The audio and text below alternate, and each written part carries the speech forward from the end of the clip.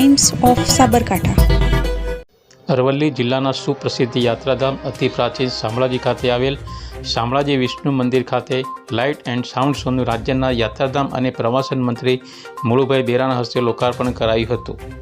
નવીન શરૂ કરવામાં આવેલ લાઇટ એન્ડ સાઉન્ડ શોથી યાત્રાધામ શામળાજીની ઐતિહાસિક ઝાંખી દર્શનાર્થીઓને જોવા મળશે તથા અદ્ભુત લાઇટ એન્ડ સાઉન્ડ શોને લઈ શામળાજી મંદિરે આવતા ભક્તોને નવું આકર્ષણ મળશે તેવું મંત્રી મુળુભાઈ બેરાએ જણાવ્યું હતું। રાજ્ય સરકાર દ્વારા યાત્રાધામ પ્રવાસનને વેગ આપવા શામળાજી મંદિરના વિકાસ માટે ગ્રાન્ટની ફાળવણી કરવામાં આવી હતી। આ લોકાર્પણ કાર્યક્રમમાં કલેક્ટર પ્રશસ્તિ પારીખ, મંત્રી ભીખુસિંહ પરમાર, શામળાજી વિષ્ણુ મંદિર ટ્રસ્ટના ચેરમેન દિલીપભાઈ ગાંધી, સેક્રેટરી અનિલ પટેલ સહિત ધારાસભ્યો અને અગ્રણીઓ તેમજ યાત્રાળુઓ ઉપસ્થિત રહ્યા હતા।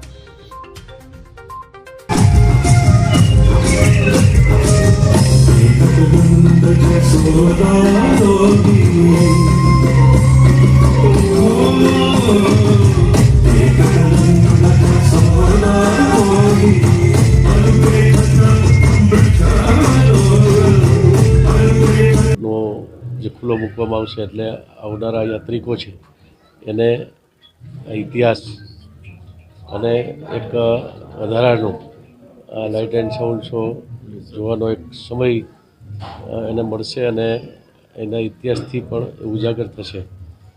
યાત્રાધામ શામળાજીના લગભગ પ્રવાસન વિભાગમાંથી 20 કરોડ રૂપિયાના કામો અગાઉ પૂર્ણ થયા છે। અમુક કામ પ્રગતિમાં છે ને હમણાં 10 કરોડના નવા કામોનું ટેન્ડર એક વખત ટેન્ડર થયેલું હતું, પછી ફરીથી રીટેન્ડર હમણાં થવાનું છે। અહીંયા આવવામાં જે અગવડતા છે એના રસ્તાનું કામ પણ મંજૂર થઈ ગયું છે। જે બાયપાસ છે એ અહીંયા સુધી પહોંચવામાં જે તકલીફ છે એ પણ આ રસ્તાનું કામ પૂર્ણ શરૂ થાય એટલે જે આવનારા યાત્રિકો છે એને સુવિધામાં વધારો થવાનો છે।